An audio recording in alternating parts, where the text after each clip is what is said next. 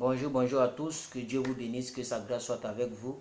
Nous sommes dans notre programme de la lecture de la Bible en un an et je suis là pour la suite de cette lecture, de la Bible en un an pour le mardi 12 juin 2018.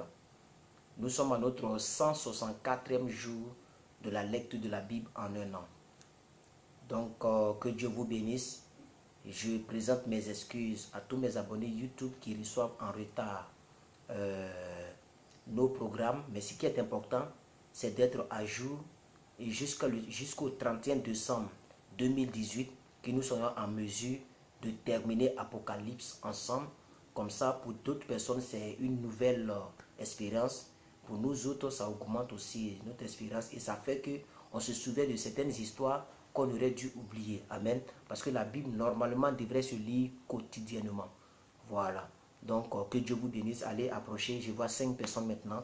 Connectez-vous rapidement. On va partir.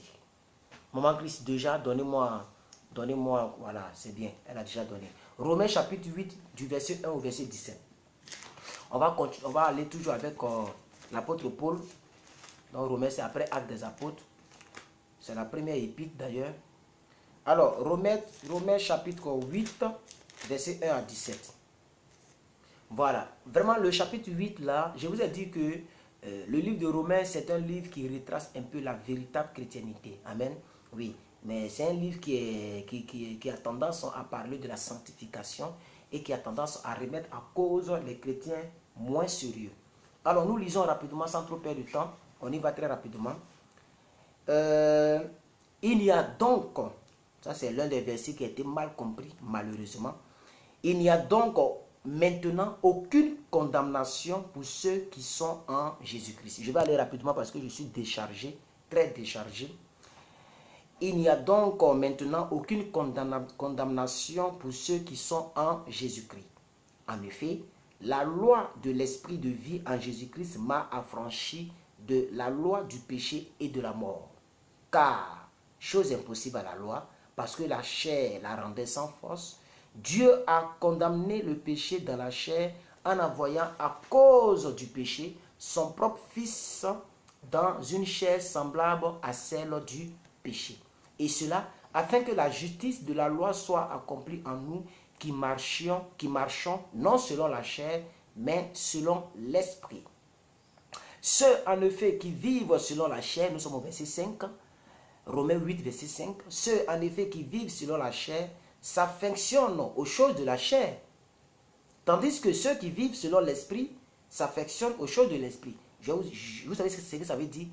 Lorsque tu t'affectionnes aux choses de la chair, alors tu vis par la chair. Mais pendant que tu t'affectionnes aux choses de l'esprit, tu es en train de vivre par l'esprit. Et l'affection de la chair, c'est la mort. Tandis que l'affection de l'esprit, c'est la vie et c'est la paix. Car l'affection de la chair est inimitié contre Dieu parce qu'elle ne se soumet pas à la loi de Dieu et qu'elle ne le peut même pas.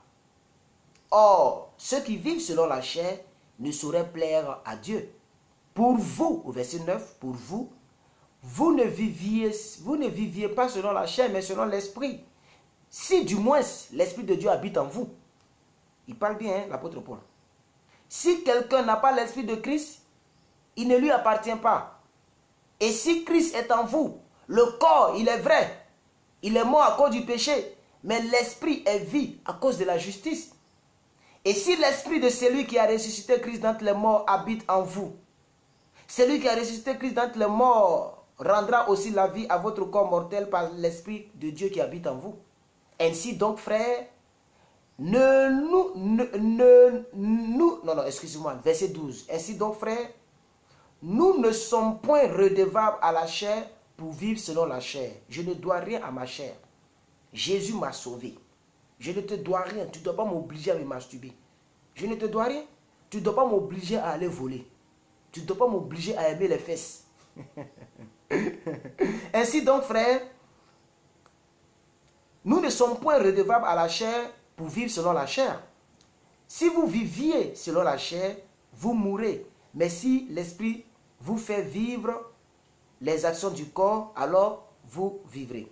Si par l'esprit, vous faites vivre l'esprit, alors vous vivrez. Car tous ceux qui sont conduits par l'Esprit de Dieu sont fils de Dieu. Et vous n'avez point reçu un esprit de servitude pour être encore dans la crainte, mais vous avez reçu un esprit d'adoption par lequel nous crions Abba, Père. L'Esprit lui-même rend témoignage à notre esprit que nous sommes enfants de Dieu. Or, si nous sommes enfants, nous sommes aussi héritiers, héritiers de Dieu et co-héritiers de Christ. Si toutefois nous souffrons avec lui, afin d'être glorifiés avec lui. Point final. Il n'y a rien à expliquer ici. Le passage est clair et net. Bon, Psaume 130, on y va rapidement.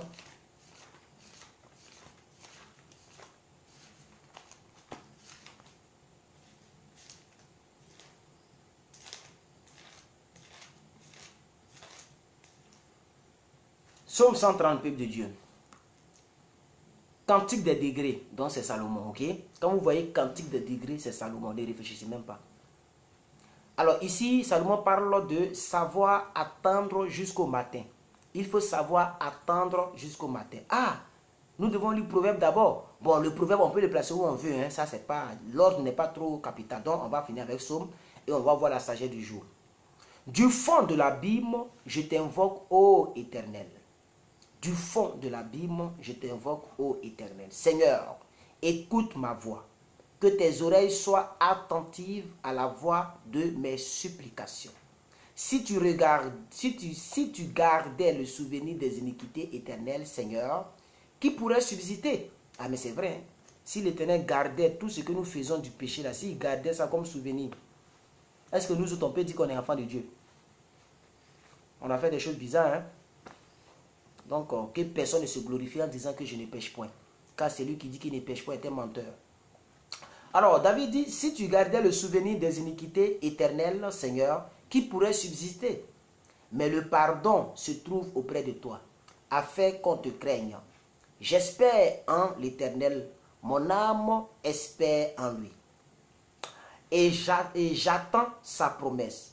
Mon âme compte sur le Seigneur, plus que les regards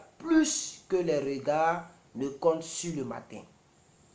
Que les gardes ne comptent sur le matin. Oui, c'est vrai, c'est vrai. Plus que le regard ne compte sur le matin, et plus que les gardes ne comptent, ceux qui gardent les vigiles et autres là, ils veulent qu'ils fassent vite jour. Pour peut-être aller dormir, pour s'échanger. Donc il dit, moi je compte sur toi, plus que tout ça là. Ok, j'espère que vous comprenez le psaume. Verset 7. Israël, mets ton espoir en l'Éternel. Il parle de vous et moi. Israël, mets ton espoir en l'Éternel, car la miséricorde est auprès de l'Éternel. Et la rédemption est auprès de lui en abondance. C'est lui qui rachète Israël de toutes ses iniquités. Alors, juste après, juste derrière, Psaume chapitre 16, 18-19. On y va. Alors, aujourd'hui, la sagesse du jour, on dit l'arrogance précède la ruine et l'orgueil précède la chute. L'arrogance, nous ne sommes pas arrogants. Nous sommes, c'est pas l'arrogance, c'est l'assurance. Amen. Alors, l'orgueil précède la chute. Il faut faire attention. Mieux vaut être humble avec les humbles que de partager le butin avec les orgueilleux. Mieux vaut être humble avec les humbles que de partager les butins avec les orgueilleux.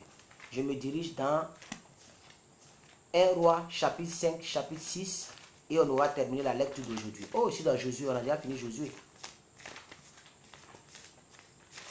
Voilà, 1 Roi, chapitre 5, chapitre 6. Comment ça, chapitre 5? On a lu chapitre 5, non? Maman Chris. On a lu chapitre 5. On a lu chapitre 5. Donc 1 Roi, chapitre 6, chapitre 7. On va faire ça comme ça. Puisqu'on a lu chapitre 5, ok? Alors, le dernier verset du chapitre 5, on a dit que les ouvriers de Salomon et ceux de Hiram et les Gabonais taillaient les pierres et se préparaient à la construction du temple, n'est-ce pas? Alors au chapitre 6, nous partons. Bon, naturellement, nous allons voir le début de la construction du temple de l'Éternel. Alors, ce fut la 480e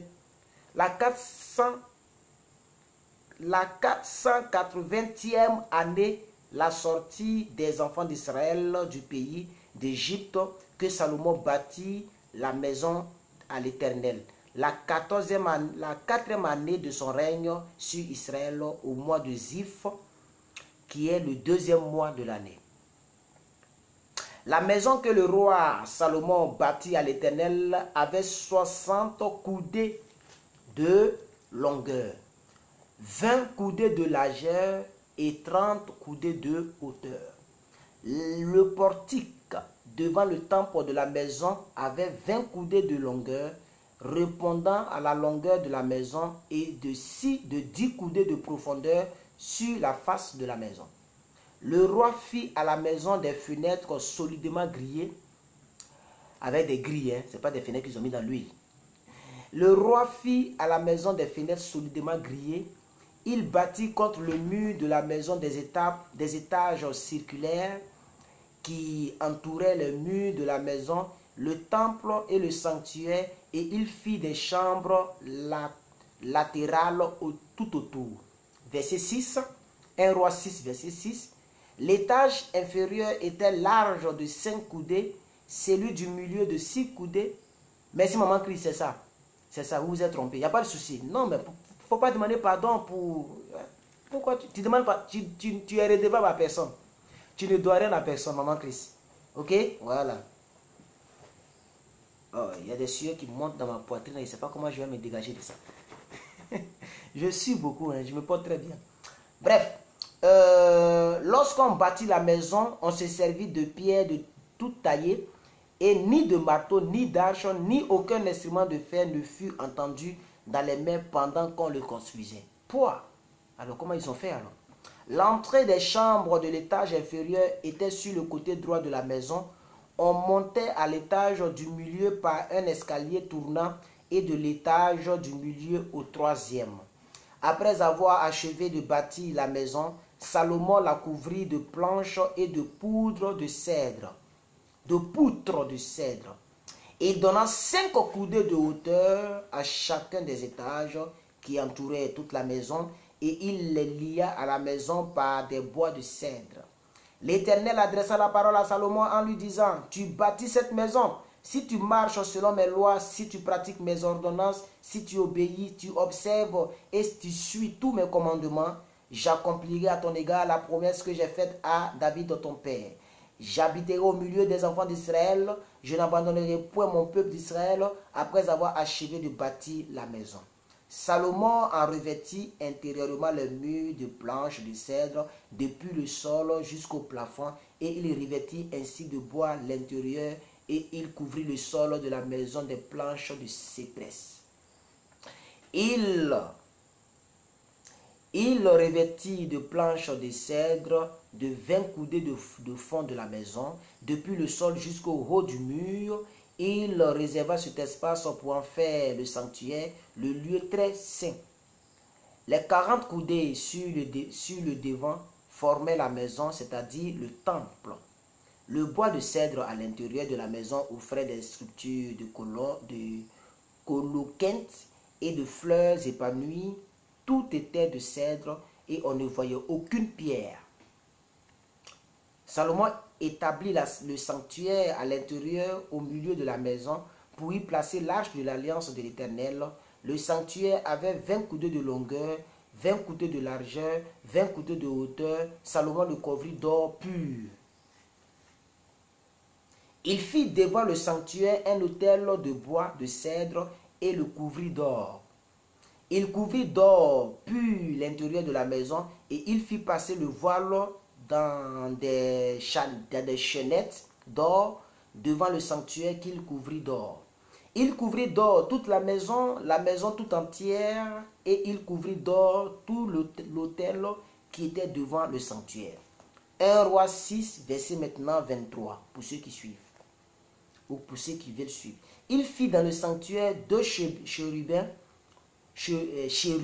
de bois d'olivier sauvage, ayant 10 coudées de hauteur. Chacune des 2 ailes de l'un des chérubins avait 5 coudées, ce qui faisait 10 coudées à l'extérieur d'une de ses ailes, à l'extrémité de l'autre. Le second chérubin avait aussi 10 coudées, la mesure et la forme étaient les mêmes pour les deux chérubins.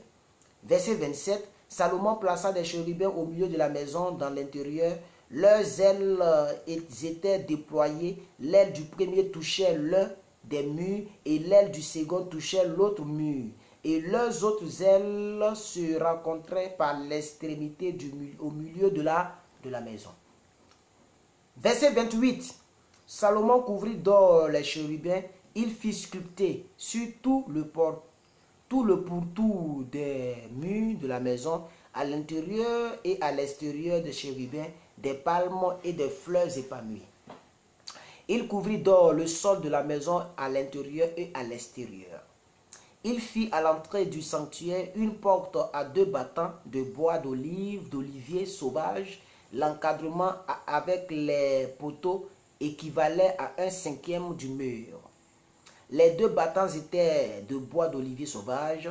Il y fit sculpter des chérubins, de palmes et de fleurs épanouies, et il les couvrit d'or. Il étendit aussi l'or sur les chérubins et sur les palmes. Il fit de même pour la porte du temple, des poteaux de bois d'olivier sauvage, ayant le quart de la dimension du mur, et 2 battants de bois de cyprès. Chacun des battants était formé de 2 planches brisées. Il y fit sculpter des chérubins, des palmes, de fleurs épanouies, et les couvrit d'or, qu'ils étendit sur la sculpture. Il bâtit le parvis intérieur de 3 rangées de pierres de taille et d'une rangée de poudre de cèdre. Avant-dernier verset pour ce chapitre. La 4e année, au mois de Zif, les fondements de la maison de l'Éternel furent posés. Et la 11e année, au mois de Bul, qui est le 8e mois de l'année, la maison fut achevée dans toutes ses parties et telle qu'elle devait être. Salomon la construisit dans l'espace de 7 ans, le chiffre de la perfection. Ok? Alors nous lisons le dernier chapitre pour aujourd'hui, qui est un peu plus long, 51 versets. Ah, c'est vraiment long. C'est vraiment long. Ça fait combien de temps que je suis là? 17 minutes. J'espère que d'ici 17 minutes encore, on aura fini. Non, d'ici 30 minutes, on aura fini. On y va. Alors, on va voir maintenant le palais de Salomon. C'est le thème de ce chapitre. Palais de Salomon, du verset 1 au verset 12. Salomon bâtit encore sa propre maison, ce qui dura 13 ans jusqu'à ce qu'il l'ait entièrement achevé. Il construisit d'abord la maison de la forêt de Liban, longue de 100 coudées, large de 50 coudées et haute de 30 coudées. Elle reposait sur 4 rangées de colonnes de cèdre, et il y avait des poutres de cèdre sur les colonnes. On couvrit de cèdre les chambres supportées par les colonnes et qui étaient au nombre de 15 étages. 45,15 étages. 45,15 par étage. Ça fait 3. 15 fois 3, ça fait 45. J'espère que vous comprenez cette lecture. Je vais pousser un peu derrière et on y va. Toutes les portes et tous les poteaux étaient formés de poutres au carré, et chacun des 3 étages, les ouvertures étaient les unes vis-à-vis des autres. Il fit le portique des colonnes, long de 50 coudées et large de 30 coudées, et un autre portique en avant avec des colonnes et des degrés sur leur front. Il fit le portique du trône et il rendait la justice. Le portique du... Il fit le portique du trône où il rendait la justice, le portique du jugement. Il le couvrit de cèdre depuis le sol jusqu'au plafond. Ça, c'est sa propre maison. Sa maison d'habitation fut construite de la même manière dans une autre cour derrière le portique. Et il fit une maison du même genre que ce portique pour la fille du Pharaon qu'il avait prise pour femme. Je savais que l'affaire des femmes allait sortir ici. Pour toutes ces constructions, en employant de magnifiques pierres taillées d'après des mesures sciées avec les scies intérieurement comme extérieurement, et cela depuis le fondement jusqu'aux corniches, et en dehors jusqu'à la grande cour. Les fondements étaient en pierre magnifique et de grande dimension, en pierre de 10 coudées et en pierre de 18 coudées. Ah, les gens ont commencé à fuir. Au-dessus, il y avait encore de magnifiques pierres taillées d'après des mesures et du bois de cèdre. La grande cour avait de tout son circuit trois rangées par pierre de taille et une rangée de poutres de cèdre, comme le parvis intérieur de la maison de l'Éternel et comme le portique de la maison. Alors, l'artisan était Hiram. Vous vous souvenez de Hiram? Bon, d'accord. Le roi Salomon fit venir de Tyr Hiram, fils d'une veuve de la tribu de Naphtali et d'un père tyréen qui travaillait les reins. Hiram était rempli de sagesse, d'intelligence et de savoir pour faire toutes sortes d'ouvrages des reins. Il arriva d'auprès du roi de Salomon et il exécuta tous ses ouvrages. Il fit les deux colonnes des reins. La première avait 18 coudées de hauteur et un fil de 12 coudées mesurait la circonférence de la seconde. Il fondit 2 chapiteaux d'airain pour mettre sur les sommets des colonnes. Le premier avait 5 coudées de hauteur et le second avait 5 coudées de hauteur.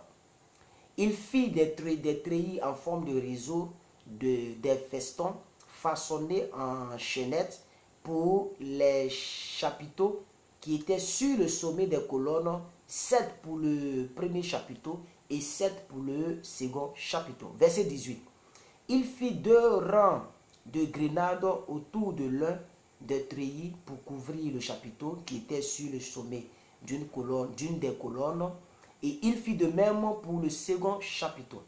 Les chapiteaux qui étaient sur le sommet des colonnes dans la portique figuraient des lits et avaient 4 coudées. Les chapiteaux placés sur les 2 colonnes avaient entouré des 200 grenades en haut près du renflement qui était au-delà du treillis. Il avait aussi 200 grenades rangées autour du second chapiteau. Il dressait les colonnes dans le portique du temple. Il dressait la colonne de droite et la nommait Jakim. Puis il dressa la colonne de gauche et la nommait Boaz. Il avait sur le sommet des colonnes un travail figurant des lits. Ainsi fut achevé l'ouvrage des colonnes. Toujours c'est Hiram l'artisan qui fait toutes ces choses. Hein. Il y avait sur... Non, j'ai déjà lu ça. Au verset 23, nous sommes au verset 23, peuple de Dieu.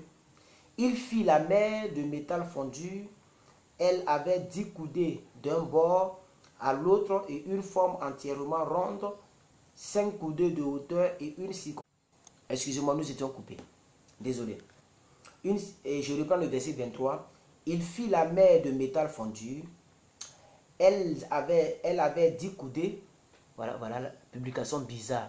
Is group des World Cup. On me parle de la Coupe du Monde. Comment on enlève les publications sur les smartphones? Ça me fatigue, hein, publication là. Il fit la mer de métal fondu. Elle avait 10 coudées d'un bord à l'autre, une forme entièrement ronde, 5 coudées de hauteur et une circonférence qui mesurait un cordon de 30 coudées.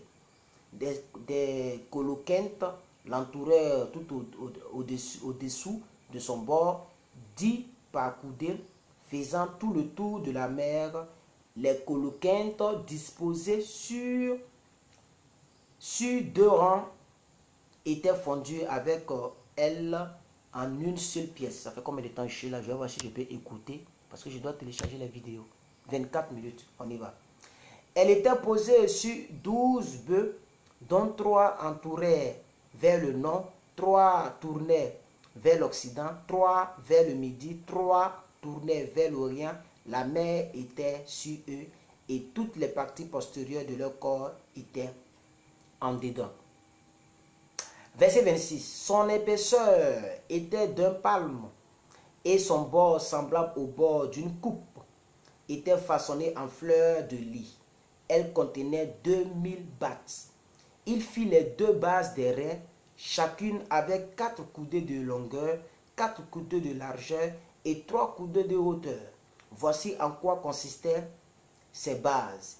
Elles étaient formées de panneaux liés au coin par des montants. Verset 29, il est écrit sur les panneaux qui étaient entre les montants, il y avait des lions, des bœufs, des chérubins sur les montants au-dessus comme au-dessous des lions et des bœufs. Il y avait des ornements qui pendaient en feston. Chaque base avait 4 roues d'airain avec des essieux d'airain et aux 4 angles étaient des consoles de métal fondu au-dessous du bassin et au-delà des festons. Verset 31. Le couronnement de la base offrait à son intérieur une ouverture avec un prolongement d'une coudée vers le haut. Cette couverture était ronde comme pour les ouvrages de ce genre et elle avait une coudée et demie de longueur, de largeur plutôt, et s'y trouvaient aussi des sculpteurs. Les panneaux étaient carrés et non arrondis. Verset 32. Les 4 roues, on parle toujours du temple, c'est le temple. Okay? Les 4 roues étaient sous les panneaux et les essieux des roues fixées à la base, chacune avait une coudée et demie de longueur, de hauteur. Les roues étaient faites comme celles d'un char, les essieux, les jantes, leurs raies et leurs moyeux, tout était de métal fondu. Verset 34. Il y avait aux 4 angles de chaque base 4 consoles d'une même pièce que la base. La partie supérieure de la base se terminait par un cercle d'un demi-coudée de hauteur et elle avait ses appuis et ses panneaux de la même pièce. La première fois que je lisais la Bible, c'est ce chapitre qui m'a beaucoup fatigué. Parce qu'on parle du même sujet et dans beaucoup de domaines. Donc c'est épuisant, c'est fatigant, mais bon, c'est la lecture de la Bible. Verset 36. Il grava sur les plaques des appuis et sur les panneaux des chérubins, des lions et des palmes selon les espaces libres et des guirlandes tout autour. C'est ainsi qu'il fit les 10 bases, le métal fondu, la mesure et la forme étaient les mêmes pour toutes les bases. Il fit 10 bassins d'airain. Chaque bassin contenait 40 battes. Chaque bassin avait 4 coudées. Chaque bassin était sur l'une des 10 bases. Il plaça 5 bases sur le côté droit de la maison et 5 bases sur le côté gauche de la maison. Et il plaça la mer du côté droit de la maison au sud-est. Verset 40. Hiram fit les cendriers et les pelles et les coupes. Ainsi Hiram acheva tout l'ouvrage que le roi Salomon lui fit faire pour la maison de l'Éternel. Oh, ni soit. Verset 41.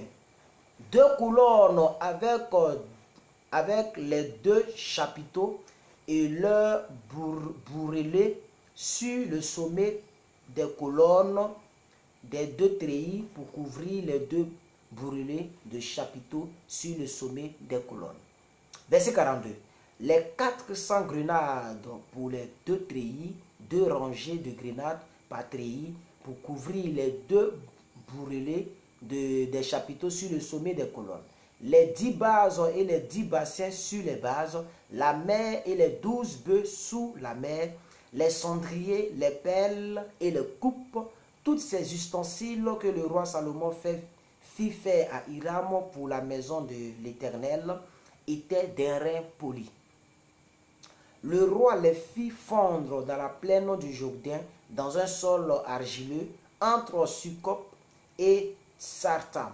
Salomon laissa tous ces ustensiles pour vérifier le poids de l'airain, parce qu'ils étaient en très grande quantité. Verset 48, nous finissons au verset 51. On a presque fini. Verset 48, Salomon fit encore tous les autres ustensiles pour la maison de l'Éternel, l'autel d'or, la table d'or sur laquelle on mettait les pains de proposition, les chandeliers d'or pur, 5 à droite et 5 à gauche, devant le sanctuaire avec les fleurs, les lampes et les mouchettes d'or, les bassins, les couteaux, les coupes, les tasses, les brasiers d'or pur et les gondes d'or, gonds ou bien jondes, je ne sais pas. Les gonds d'or pour la porte de l'intérieur de la maison à l'entrée du lieu très saint.